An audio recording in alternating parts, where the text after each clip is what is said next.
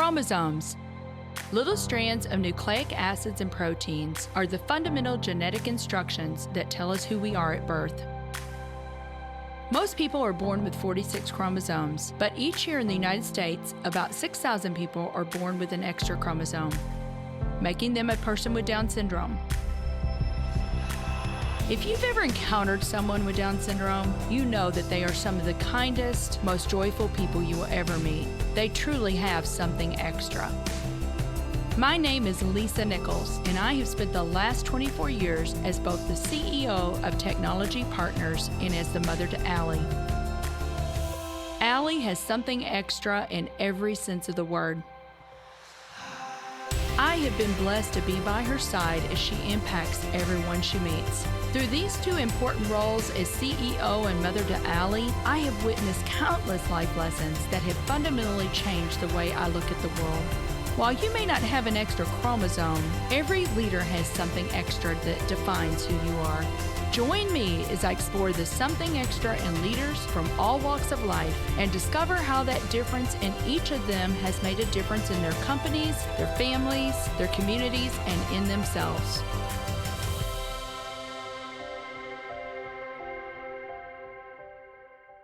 Happy New Year from Technology Partners and the Something Extra podcast team. We have had such an amazing time bringing the show to you week in and week out. We wanted to share some of our favorite moments from 2022. Sit back and enjoy, and as always, thank you for being the best part of Something Extra. If you like this episode today, please go to Apple Podcasts or wherever you listen and leave us a 5-star rating. I had stumbled across the Lead with Love video that was released, I think, in 2020. That video brought me to my knees. It is so powerful. Prior to us connecting this morning, I sent your folks a picture of the Christmas box that P&G just sent to all of its employees and all of its retirees. And that box, the graphic on it, had one piece of information. It said, Lead with Love. This is a secular company, the number one advertiser in the world, who understands what's going on in the world.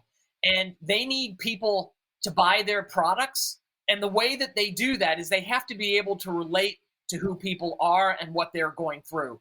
The fact that this secular company would send out a holiday package that is admonishing every single person, no matter what their phase of life is, how they're connected to the company, their societies, their communities, you have to lead with love.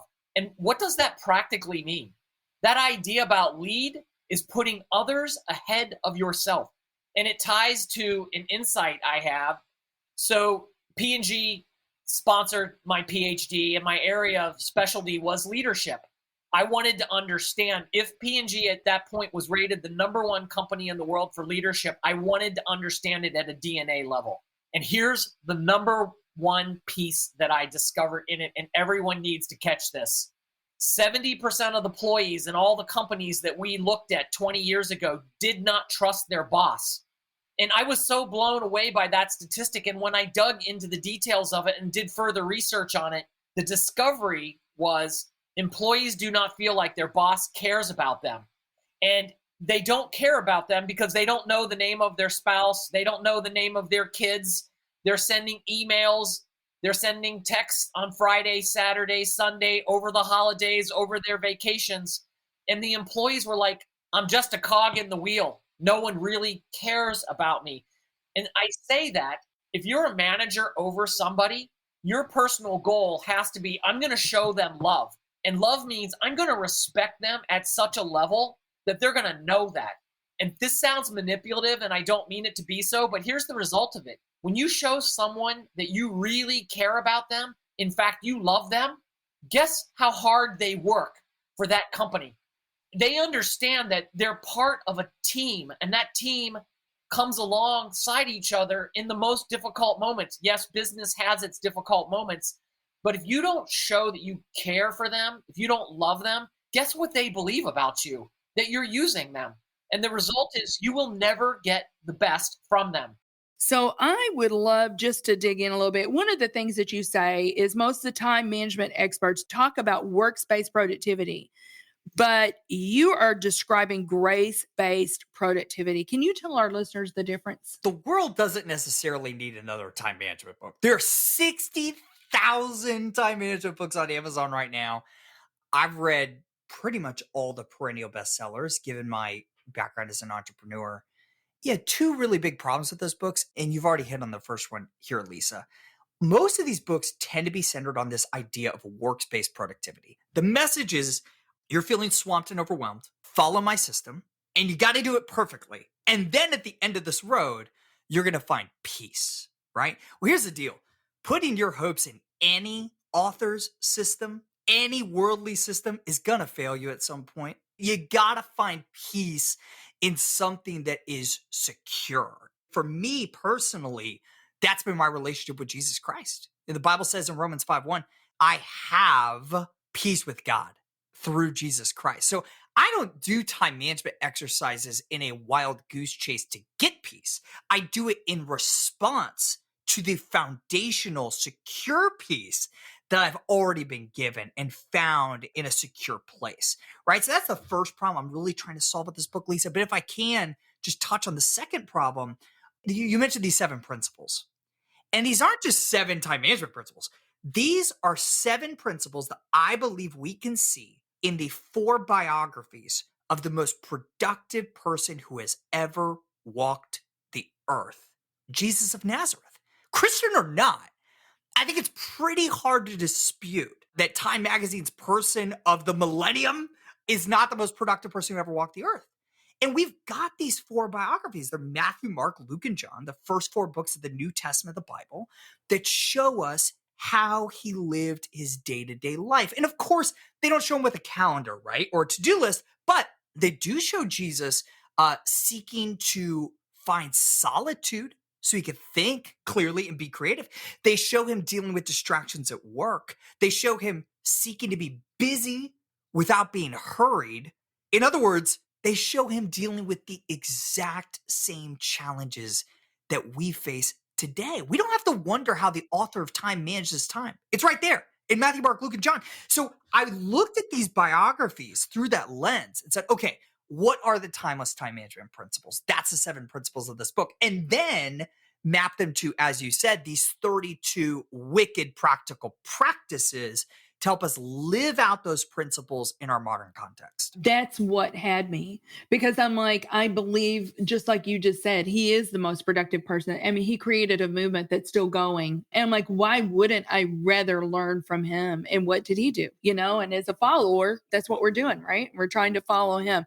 One of the things you say here is time stewardship is a command. You know, we need to reclaim our time from useless pursuits and employ it to the glory of God. And I just love that. But your very first principle is start with a word. And I mean, I understand that some of our listeners may not subscribe to this belief, but, you know, find what works for you, right? But, you know, having a quiet time is the first practice of that. Yeah. Again, regardless of your religious beliefs, starting your day in quiet solitude is a wise practice because solitude and silence helps us think clearly, helps us be more creative, et cetera, right? Here's the second thing I would say. I think all of us would be wise to start our days rooting ourselves in our values and our principles, in the things that are going to outlive us.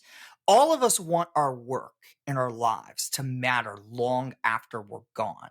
And if that's true, we got to be rooting our minds and our days in a narrative that will outlive us. And for me, part of what draws me to the Christian faith is that the Christian Bible says that the things I do in my work today, even the physical things I create, have the chance to last forever. I can't even begin to describe how inspiring that is because I think that hits at something deeply human that we all want. In the words of Hamilton, I want to build something that's going to outlive me. Yes. And the Christian narrative says that that's true. And so rooting myself in that reminds me of the value system that I've subscribed to, that I want to dictate how I spend my time the rest of the day. I just recently read a stat, 70% of family-owned businesses fail or they're sold before the second generation takes over. 10% won't even make it to the third generation. Yes. So that is pretty incredible to now be on the third generation. I mean, what would you say would be the secret of that with you guys? Well, I could see how that happened with us because I had no intention necessarily of going into the family business when I got out of college. I didn't know what I would do. I had some other plans, and my children did not either. When I went through my transformation in my life, beginning in 2000, when I was 47 years old and took my sabbatical, we realized that I was working really, really hard, but not loving it anymore. And that I needed to reconsider my life mission and the mission of the company that would be so exciting that it would give me joy to wake up in the morning and go to work, that I would be excited about the next project. And I came to the conclusion that if I had to build another efficient office building box, I would just die. I would never do another one. I'd rather close down the company. And so when our executive team got together, Lisa, and we considered what did we want our new mission statement of the company to be, we said, let's simplify it so we all know what it is. We came to the conclusion we wanted it to be 3 words. We wanted it to inspire, impress, and improve. We want to inspire people with the beauty of our projects, impress them with the excellence of their experience, and we want to improve the lives of everyone we touch. And if a project doesn't impress us and inspire us and improve the lives of other people, we're not going to build it. We'll go on to the next one. It doesn't matter if it's the most profitable project on earth. If it doesn't inspire, impress, and improve the lives of others, we've decided we will just pass respectfully. Yeah. And that changed the direction of our company, and it changed the quality of what we built, and it changed the inspiring nature of what we delivered in communities. And that is important because that inspired my son to want to come to work for the company, and my daughter and my other daughter to want to work for the company because they saw they could be a part of something that really turned them on. There's no shortcut to being courageous. You have to practice courage, and courage will unlock all the other traits. That is so beautiful. Have you seen that in yourself? You do. You do. I think there's so much to unpack when you are born in a different country and you're trying to establish yourself as a community member, as professionally and as a mom. And there is definitely a journey to finding your voice. This is just me talking about myself. I know it's different for everybody. Some people are just blessed that they know how to do it, but I had to work at it. I really did. I think growing up, I think I can talk a lot, but I do sit back and listen and observe, and that is very much my personality. I would do too much of that. There was a point in my life I had to really make a choice to say, okay, I have thoughts, I have ideas. If I don't start to feel comfortable actually being vocal about it, then what's the point? Then I can't share this with everyone. And it had to be a very conscious choice to practice that. And to me, I think actually bringing voice to your thoughts takes courage also. Yeah. For me anyway. And so when I did that, it was horrible at first because I couldn't get it all together properly. There's practice that is needed. And I think opportunities to share your opinion, sometimes, you do have to be succinct. You really do have to simplify your message, and that takes time. So there's courage in acting, but I'm specifically talking about courage in your voice, making them known and using that to influence. And I think it takes practice. And unless we don't do that, I think all of the other traits are unlocked when, first of all, you have to unlock courage for whatever it is that you want to do, whatever you stand up for. So That's beautiful. Well, Manisha, this is something extra. And I know you have a couple of something extras. What do you believe are the something extras that every leader needs? I have 2. I'm going to pick 2 today. I think leadership is such a privilege because there could be so many people in that spot that are competent enough to have your role, but it's you. And so what are you going to do with it? So I always say, practice being an advocate for your team, right? Not just think it, but actually learn to show it. They should know visually through your words, through your interactions that this person's got our backs. So yeah, it's very obvious, but I think you'll form good, strong teams, and getting talent, everyone knows is hard right now. And so you really do have to develop into that advocate for your teams. And then second one, I think this is close to my heart, but learn to simplify. It's hard to do. Simplifying a message, simplifying processes. Time is precious. I would rather teams take time to do things together, to bond, to go out and get lunches versus spending time in things that's not worth the time. So however you can simplify work, simplify messages, simplify the business, We got to do that. And it's not as simple as it sounds. It takes a lot of thought. The world will change. So the important thing is we need to change with it, right? So, but a couple of things that you said in here that I'd love to camp out on for just 1 minute. You said, what can help when you don't know where you're going? Here are 5 things. Maintain a non anxious presence. That is so important with what we've gone through in the last 3 years. Our people are looking to us. And if we are anxious, then that's going to trickle down into our people. So, in fact, you say people are looking for leaders, for a lack of a better term, hinged. And I never heard that before. What do you mean by that? Well, most of us become unhinged, so I kind of made that up. Like we want to be hinged, not unhinged. And the non-anxious presence idea comes from a rabbi, Edwin Friedman, a number of years ago. Another leader I follow, Steve Cuss, said anxiety spreads in a room. So what will often happen is if you have an anxious person in the room, that anxiety is contagious, almost like a virus, right? And so you get one worked up person, everybody gets worked up. And it's pretty clear that none of us really knew what was going on, especially in 2020. And I think one of the secret scripts of leadership is most of us are making this up as we go along. Do I really know what I'm doing? I don't really know what I'm doing. Like this was a hobby a decade ago. I started writing and then I started the podcast just because I enjoyed it. I didn't expect 20 million downloads. I didn't expect a website that gets accessed millions of times a year by leaders around the world. Like I didn't expect that. So what I had to do was I had to build a company. So now there's a team of 9 of us and we do this because I can't do it all myself. And then, we blew up our business model recently too, because we saw that what we had been doing for 3 or 4 years was starting to level off. And before it leveled off and before we went into decline, we said, okay, we're going to do it a different way. And we blew that up. But honestly, most of us know this, right? Like even if you're in the C-suite, you're like, how did I get here? Unless you really have an ego problem, you kind of go like, I feel unqualified. I feel like I'm a bit of an imposter. And that's normal. But I think what you have to do is just say, okay, we got here. We're going to get out of this. I'm a person of faith. I believe God has a sovereign plan for the world, even though it doesn't look like it most days, and for our lives. And so what I can do is I can be calm. I'll give you a very practical example because that sounds very ethereal. I've been learning financial principles over the years, and we bootstrapped our business. And we always believed in a cash reserve because you got to be prepared for a rainy day. Well, in March of 2020, it rained, it poured, it stormed. And when everybody was laying off, I sat down with my CFO, went over all the financials, saw that we had a cash runway that could extend into the fall. And I called all my team together via Zoom. We'd been on Zoom for years because it's a virtual company. And I just said, nobody's getting laid off. All right, we're going to figure this out. I don't know what's going to happen. The bread and butter of our business is course sales.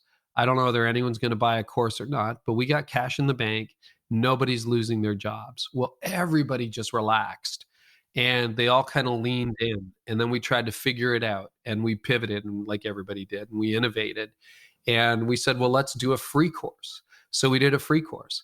And then 15,000 people took that free course. It was amazing. It was a real gift. I shot it on my iPhone because you couldn't even have a crew in to shoot it. And then we said, okay, well, let's shoot another product that we called the 30-day pivot. So we shot that course, again, very low budget, but let's get that out to market. And we don't know what the market is. So we tested it and we said, we'll make it $77, like almost free. And it sold like crazy. And then we're like, okay, now we can figure out what about our regular courses, which are usually at the $300 or $400 mark. Well, there was a market for those too. So we figured it out, but we had that. And I think that lack of anxiety, was I nervous on the inside? Sure. But anxiety spreads. And so we were able to assure the staff, get everybody leaning in. And I'm really proud of what the team did in those first few months of the pandemic, because a big chunk of my income was speaking. And of course, that got shut down. I live north of Toronto. The border was closed for 18 months for all intents and purposes. So that got wiped out. So we pivoted to virtual. With that kind of thing, you can get to innovation pretty quickly. But if you're freaking out and your hair's on fire, your whole team is going to feel that. And some of them will say, I got to jump ship. I got to leave. This is too stressful for me. And people have stressful enough lives too. So you want to maintain that non-anxious presence. In business, the tendency is to seek out partners who are bigger, faster, stronger. When it comes to IT, you should be looking for smarter, faster, better. That's just what you'll find with the talented technologists at Technology Partners. Our experts develop custom solutions to tackle your most complex challenges, all to simplify your processes in the smartest, most efficient way possible. The time to be swift and nimble starts now. Go to technologypartners.net/solutions and see what's possible. On January 15th, 2009, you had an experience that basically, let's see, what do you call it? It's the point in time that changes everything. It's called my pitch. Point in time that changes everything. And you were sitting in seat 15A. It was Airways Flight 1549. It was January 15th. There's a little bit of significance. 15 follows me. Yes, correct. Yeah. So what does 15 mean? Being a leader, one who leads, and one who adds value. I'd love for you to tell our listeners, for those who haven't heard the story, you've seen the movie Sully. That was about the pilot, right? Who was a veteran pilot. And if you guys had not had him as your pilot, who knows what would have happened, Dave. He pulled some tricks out of his bag. But tell us the story about what happened on January 15th, 2009. January 15th, 2009 was just an ordinary day, travel day, business day, end of a 3-day business trip. You think you're trying to get home to your family early, trying to surprise them. That's good stuff until something happens that changes not only that day, but everything. When all of a sudden you hear an explosion on the plane and you're like, I've never heard that on a plane before. And then you look out the window and you see fire coming out. Like, I've never seen that on a plane before. And then you start banking. Okay, we're just going back to the airport. All of a sudden, like, you see the skyline of Manhattan up close. And like, I've never seen that before. And all of a sudden you look out, you see a bridge coming, like, uh-oh, we're not going to clear this bridge. And something's really seriously happening. And then you hear the captain say his famous words, is your captain brace for impact? And now you know something serious is happening, because he only cleared the bridge by roughly 400 feet on a 600-foot bridge. So we're roughly 1,000 feet at that point. Crossing over, you look down, people's faces are looking up, and you're like, whoa, we're really close. And that's the moment you realize you're probably not going to make it, because you're going straight nosedive right into the river. And candidly, I've never seen a plane crash survive going into water. So basically get everything buttoned up really quick. It's like, you do your final request, and because it may not happen, but all of a sudden you get down and you make it. Hooray for the captain. You did an amazing job, but now you got another problem. The plane's sinking in a river, and it's 36-degree water, and it's 11 degrees outside. And now you got to get out of a sinking plane. So, all of a sudden, everybody's moving, and I get my time to go, but all of a sudden something changed that day for me. That was the first moment of the pitch. I talked about that point in time. That was the first moment, because when I got to the aisle and I was going out that door at 10F, I'm like, I hear my mother. My mother passed away, as you heard earlier, in 1997, but I heard her say in my head, yeah, if you do the right thing, God will take care of you. And see, my mother never lied to me. So, I had to make a decision. I tell people, these are the decision points you make. You got to make a decision. You can either go, that's okay, or you can do something. So I climbed over the seats towards the back of the plane to see if anybody needed help. Your motivation is ministry, your method is business, and your message is Jesus. 2021, you guys celebrated 50 years in business. You said the motivation hasn't changed, the message hasn't changed, but the methods have had to change, right? Because the world continues to change. When I took over my role here as the leader in 1994, I was this young business kid that, I love Jesus, but I was a business guy. And the two fellows that had been the founders of the business and some others that, were pastors. So when I took over, people began to ask, well, now are we going to move from 80% ministry and 20% business to 80% business and 20% ministry? And I remember hearing that, and I thought, well, Lord, no, nothing's really changing. Our heart is still ministry. And I got away one afternoon and was taking a walk and just praying about that. And the Lord just spoke to me as clearly as he ever has. And he said, no, our motivation is still ministry. We want to do what we can in our generation to make Christ known. That is our heart's cry. And our message is still Jesus. We just present Jesus in 6,000 different ways through the products and the tools and the resources we make. That doesn't change. But our method of business, is changing constantly. And, I always tell people we're not a church and we're not a parachurch organization. We're a business. We're a for-profit business. And to be able to adapt, I call business a full contact sport. I mean, it is tough to stay in business because you've got to make a product and a service that people want to get their wallet out and spend their money on, right? And really make that happen. And so how do we adapt our business model to really stay competitive and to be excellent? Our values at Dayspring are based on the acronym PRAISE. We talk about prayer is at the foundation of what we do, and respect of the individual, attitude of service, and integrity and honesty, and then stewardship. And then we end with excellence. I call it the bookends around prayer and excellence. Is we believe that whatever you do with all of your heart. If we can be excellent in business, it gives us a platform with which to share Jesus in different ways and do that effectively. So that really, when I came back and shared that with my team and people across Dayspring, that really resonated. And at the time, I did not know that would become sort of the essence statement of what we've been about this last 27, 28 years. And that's been a really guiding principle to keep those stakes in the ground. That motivation and that message are still the same. Those never change. But with inside those stakes, then how do we stay competitive in the business world to serve consumers and to make a difference in the lives of people? Tell our listeners a little bit, because it's the offense. You figure out what your offer is, the offense, and then the intersection of that's your social legacy. So tell us a little bit more about offer, and then we'll go into offense, because, I told you about the 17 sustainable development goals and things like that. I think it will really help our listeners. Yeah, to me, this absolutely is something extra. And the something extra I'd say is something we all think about and embrace to varying levels, but perhaps we don't put words to. And I really believe is a deep power to words. So the framework is really simple, but by filling out each of the thoughtful exercises, my desire is that this isn't a book or an anthology of stories you read. It sparks action and it sparks intention, because I do believe I fell into something, but I would love for others to learn from me and start much earlier, because these younger generations, they are so switched on. They want to lead with intention. They're asking purposely now, what do I want to live for? I think it's extraordinary. I didn't start asking these questions till much later in my life. So the simple model is there's an offer and there's an offense. Your offer is that unique package of who you are and the value you uniquely bring, whether it is your resources, perhaps time and money, your experiences, your skills, or your personality traits. What is that bundle that uniquely makes you you? And then on the other side, there's your offense. And that is the thing that calls to you more than anything else. We're offended by a lot of things. I try to never use plastic bottles. That offends me. But does it literally stop me in my tracks and make my heart race? No, that's probably not my offense. It bothers me, and I'm going to do what I can to always use a cup. But my offense is vulnerable, marginalized, and hurt children. That's why when I was younger, I studied science, because I wanted to be in pre-med. And I realized this passion that called to me, maybe it doesn't mean it becomes my career, my professional career, but it's something I can meaningfully contribute toward in my life. So if I define my offer and my offense, the intersection becomes what I call social legacy. And the reason I picked this phrase is it's a little bit more intentional. It's more precise than purpose. Legacy simply means you're leaving something better than you found it. And social defines the space in which you want to have that impact.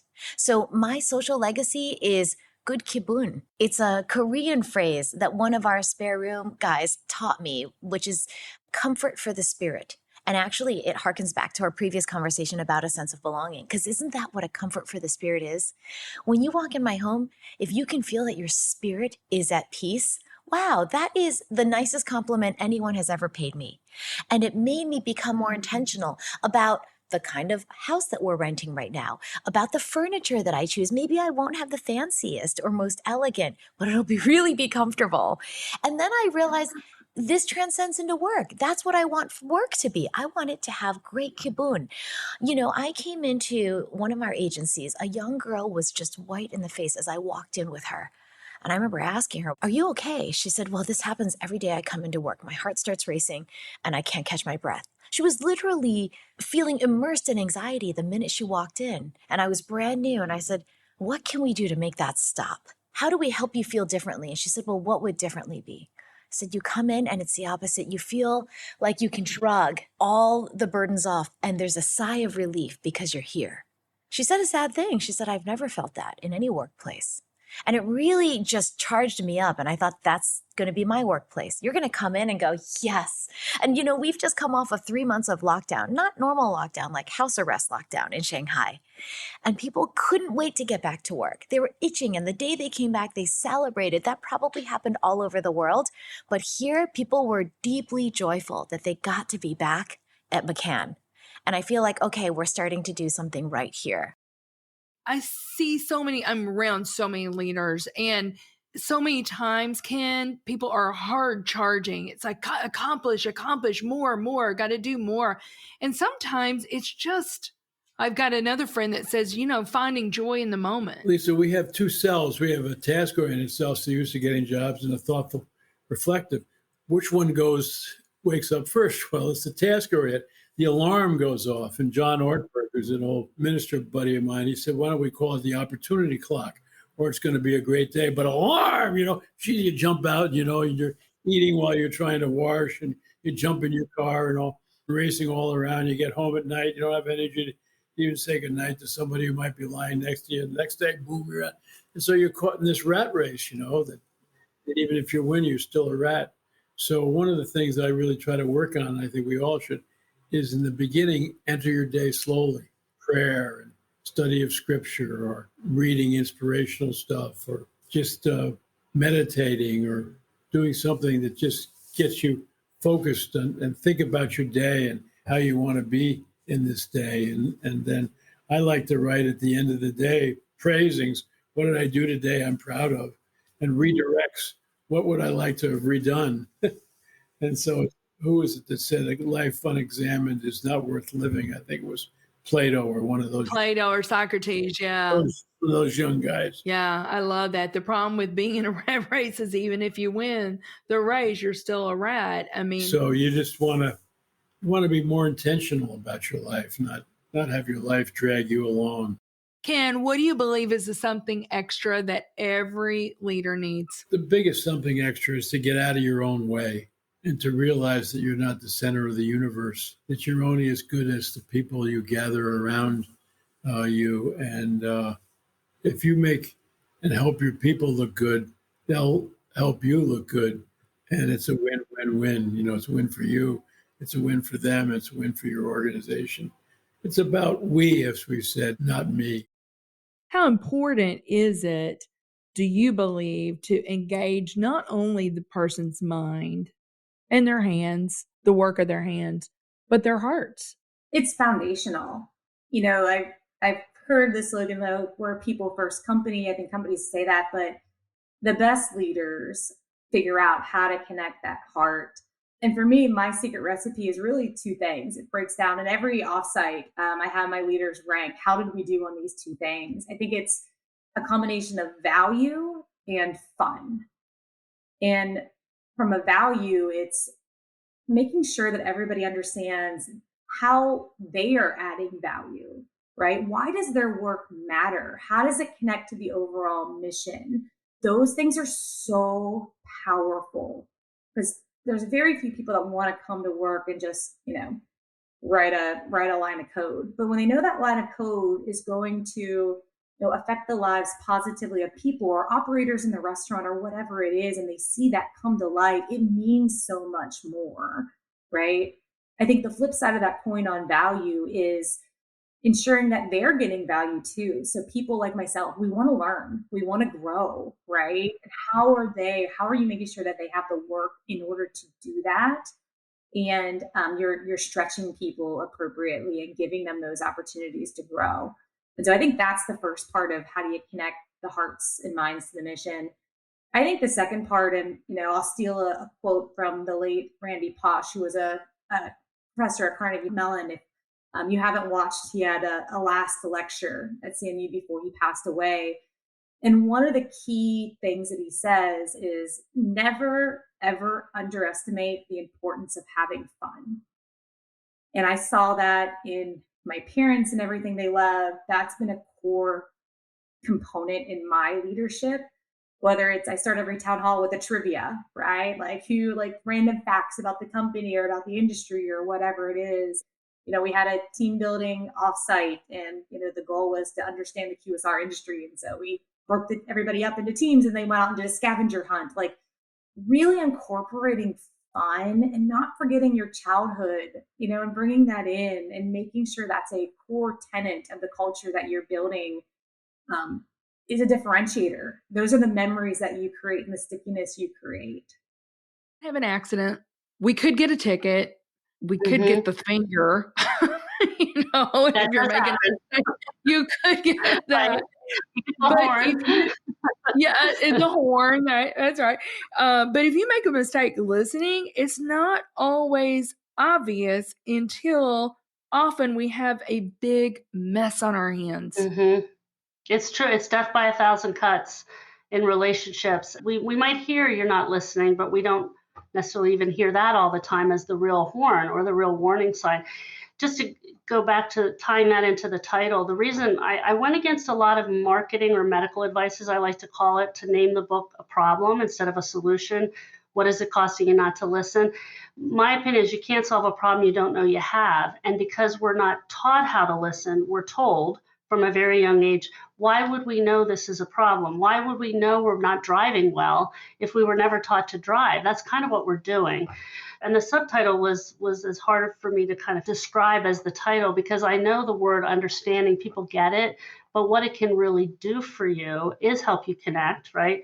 It also earns you the right, because that's part of what conversations are about, is earning the right to solve a problem or sell a solution or give advice or to influence somebody. And we tend to rush to that before we've really earned that right. And that's why the Covey quote's so powerful, because when we understand first, then we really get the permission slip more so to do that. And that's what I wanted to help people learn how to do.